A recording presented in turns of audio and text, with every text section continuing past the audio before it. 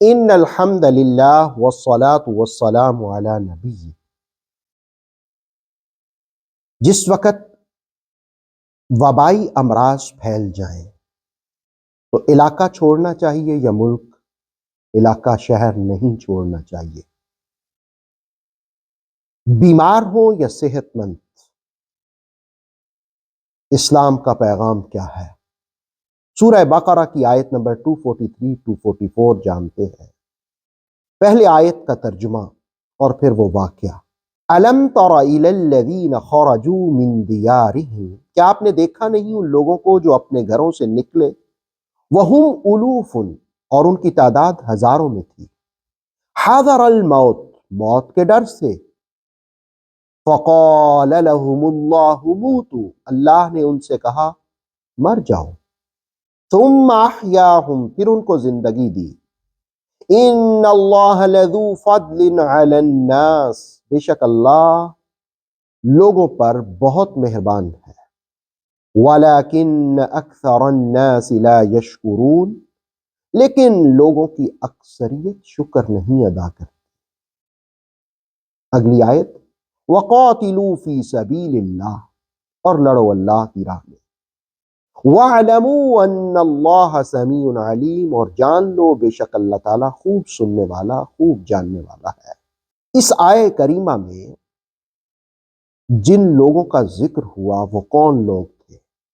ابن عباس رضی اللہ تعالیٰ عنہما کی روایت کے مطابق واسط سے قریب ایک شہر ہے داوردن، اس شہر کے لوگ، قرآن حکیم نے کہا کہ وہ ہزاروں کی تعداد میں تھے. جس وقت وہ گھروں سے نکلے، اس پر عطا خراسانی کہتے ہیں کہ ان کی تعداد 3000 تھی.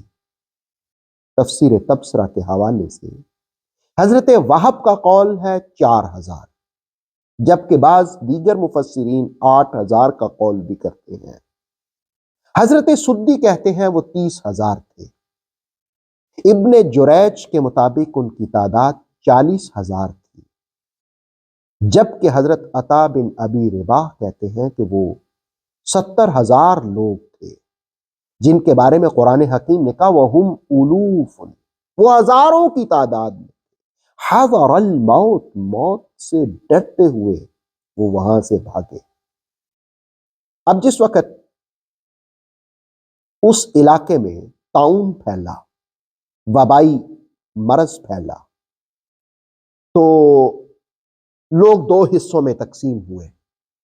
کچھ لوگ وہیں ٹھہرے رہے اور کچھ لوگ وہاں سے چلے گئے. جو ٹھہرنے والے تھے ان میں سے کچھ لوگ بچ گئے اور کچھ لوگ مر گئے. جس وقت یہ متعدی بیماری طاعون کی ختم ہوئی تو جو بھاگنے والے تھے وہ بھی واپس آئے. جو شہر سے گئے نہیں تھے وہیں ٹھہرے تھے، وہ کہنے لگے کہ ہم سے تو ہمارے بھائی سمجھدار نکلے کہ یہ یہاں سے چلے گئے تھے، کاش ہم سب نکل جاتے اور بچ جاتے. وقت گزر گیا، سال بعد دوبارہ طاعون کی بیماری پھیلی. اب یہ سارے لوگ نکل گئے. اب جس وقت نکلے، قرآن مجید نے کہا وَهُمْ أُلُوفٌ، وہ ہزاروں کی تعداد میں تھے. وَقَالَ لَهُمُ اللَّهُ مُوتُوا، اللہ نے ان سے کہا مر جاؤ. اب یہ سارے نکلے، دو پہاڑوں کے درمیان ایک جگہ پہ ٹھہرے، تو اللہ نے دو فرشتے بھیجے، ایک اوپر ایک نیچے کی جانب. انہوں نے کہا کہ مر جاؤ سارے.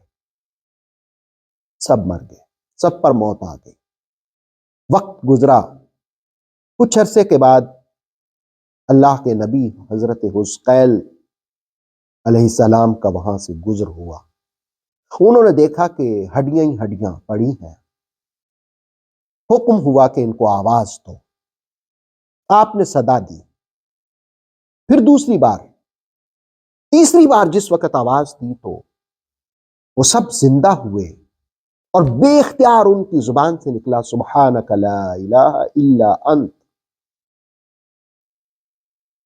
اور وہ سارے زندہ پھر اپنے شہر میں گئے، زندگی گزاری، اور تبھی موت سے اس دنیا سے رخصت ہوئے. قرآن حکیم نے یہ بیان کرنے کے بعد کہا کہ پہلے ان کو موت دی گئی ثم احیاہم، پھر انہیں زندگی دی گئی۔ کتاب مجید کی آیت ہمیں سکھاتی ہے کہ موت کے بعد زندگی ایک اٹل حقیقت ہے، تمہیں موت سے نہیں ڈرنا چاہیے۔ اور پھر کہا ان اللہ ذو فضل علی الناس، اللہ اپنے لوگوں پر بڑا مہربان ہے، لیکن لوگ ہی شکر ادا نہیں کرتے۔ آیت سکھاتی ہے شکر ادا کرو، اور اگر کسی علاقے میں طاعون پھیل جائے یا کوئی اور وبائی مرض پھیل جائے، بیماری پھیل جائے، تو حکم یہ ہے کہ اس علاقے کے لوگ وہیں رہیں، جو جس علاقے میں ہے وہ اسی علاقے میں رہے۔ اس علاقے میں رہنا کیوں ضروری ہے؟ اگر کچھ لوگ بیمار ہوں اور کچھ چلے جائیں تو بیماروں کی بیمار پرسی کون کرے گا؟ ان کی عیادت کون کرے گا؟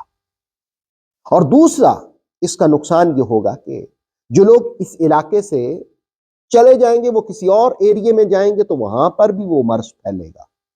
اس لیے حکم دیا جو جہاں ہو وہیں رہے۔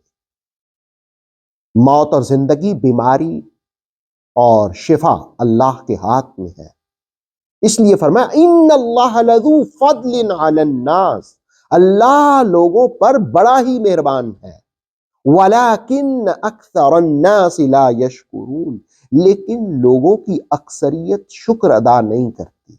آیت سکھاتی ہے کہ اس کا شکر ادا کیا جائے، وہ بیماری دے تو بھی شکر، وہ شفا دے، وہ صحت دے تو بھی شکر۔